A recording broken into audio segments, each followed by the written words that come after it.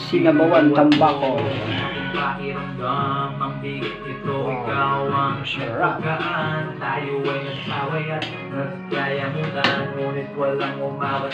Pinchay lang, may tapat. Tikman natin guys, luto na ba? Saktong timpla. Ilulunod na po natin yung pinchay. Yun.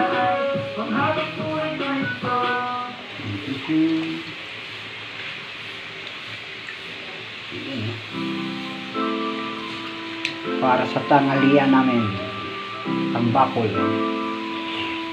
sinabawan na tambakol. Alright, ayun po tayo guys, pagkalutong ito.